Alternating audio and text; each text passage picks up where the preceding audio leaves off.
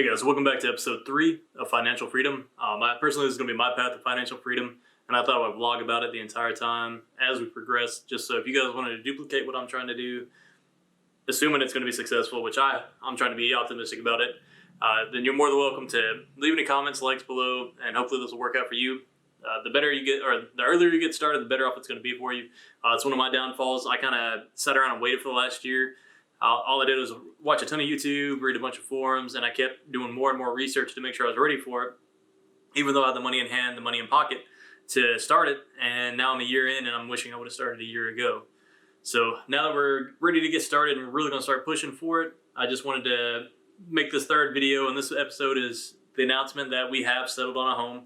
We will be closing on this house Monday. We were supposed to close on it last week, but there's a federal law, if you guys don't know, where you have to basically have all the signatures in place on your closing documents 3 days prior to the official closing date where you go sign and ink.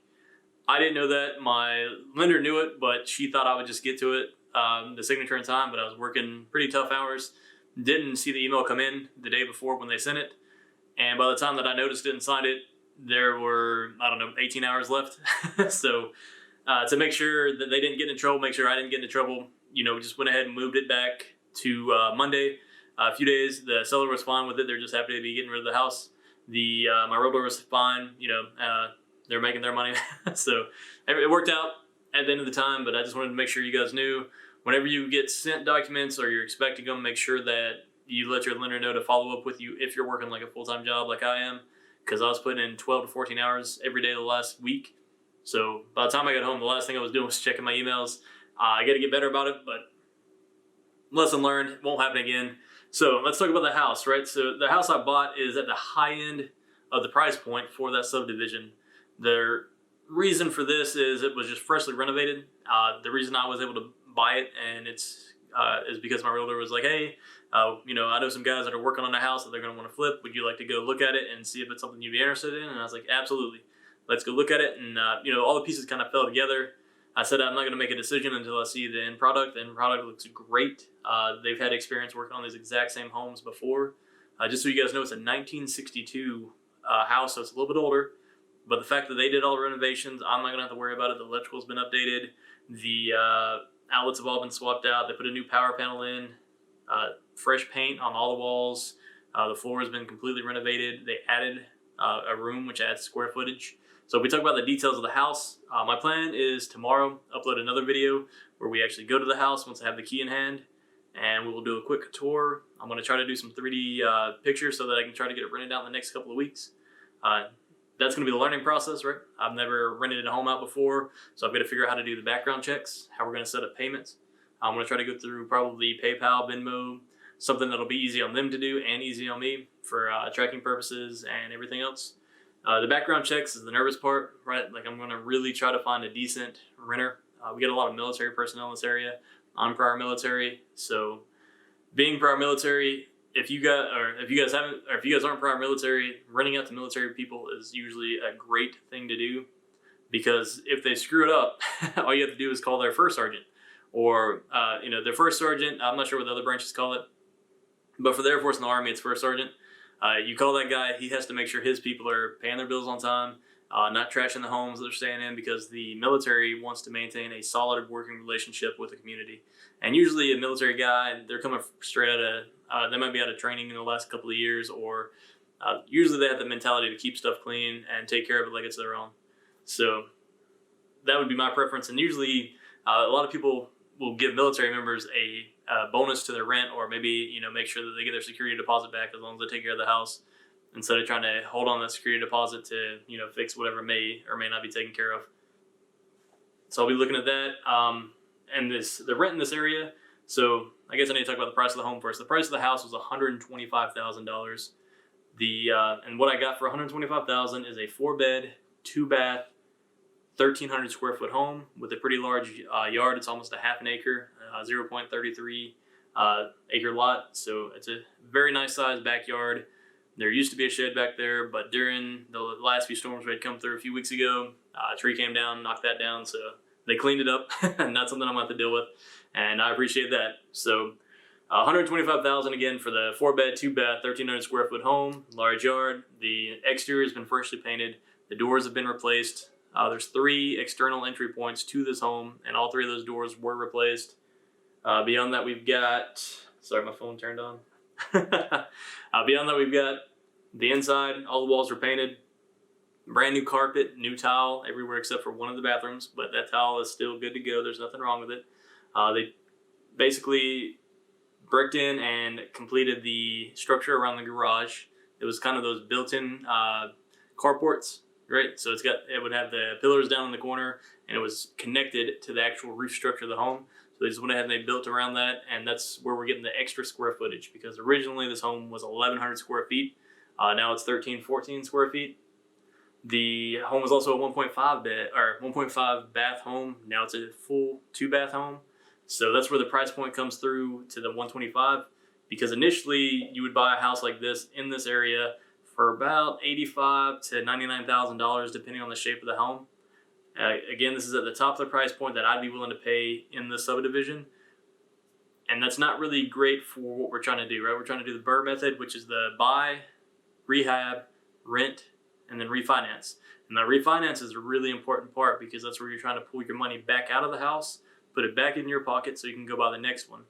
In this case, we may or may not be able to do that. We may have to wait a little bit longer to get our money back to go buy another house with this money. But I needed to jump in as soon as possible to start learning the process for renting out to people. So with all the updates that have been done to it and the renovations that I'm not going to have to worry about doing, that's less work on me. I can focus on the administrative portions and trying to find a good, solid renter to take over the home and move into it. And hopefully we find somebody that stays there for a long time. You know, I love things that are mutually beneficial. And if I can provide them with a good home or a good space to live in while I get to collect a little bit of money from it, it's a win-win. I also want to point out, so we know the home cost $125,000. The rate that I got was 4.5%. I feel like I should have gotten something a little bit better, but I shopped around and that was the best I could get for this area.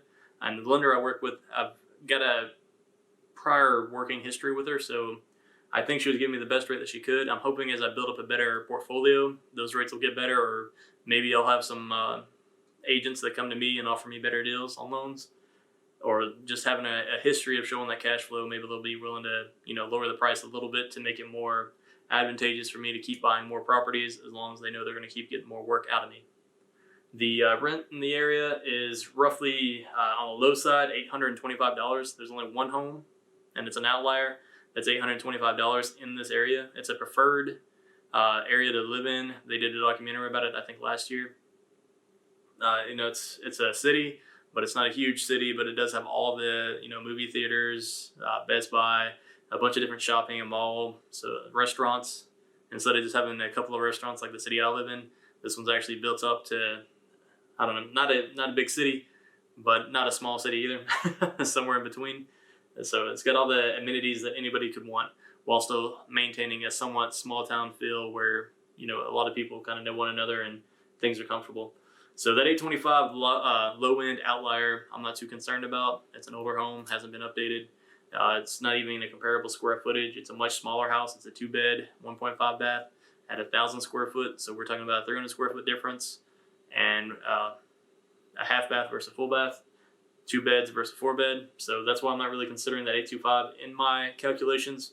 But the comparable homes on the low side are $1,000 for a 3-bed, 2-bath, 1,100 square foot home, which is what this house used to be. And even in the same subdivision, we can see, because I'm looking at it right now, where we have 1,000, 1.1, and 1.2 thousand for the homes that are for rent in that area. And if I expand my search out within 20 miles of this area, everything is lining up to where we should be able to easily pull $1,000.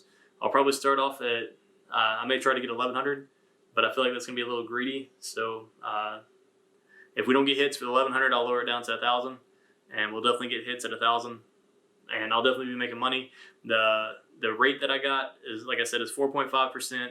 I put down 20% for $125,000. So between closing costs and some other fees I paid for the appraisal, we are looking at $27,500 that I'm gonna have to go and, you know, I get a certified check to turn it in whenever we sign the paperwork tomorrow, and go from there.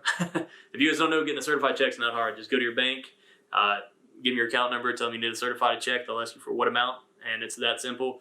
Just be very cautious with that check because that check is cash. It is, anybody could you give it to anybody and they can go and they can cash it and you're just out that money. So be very careful with certified checks.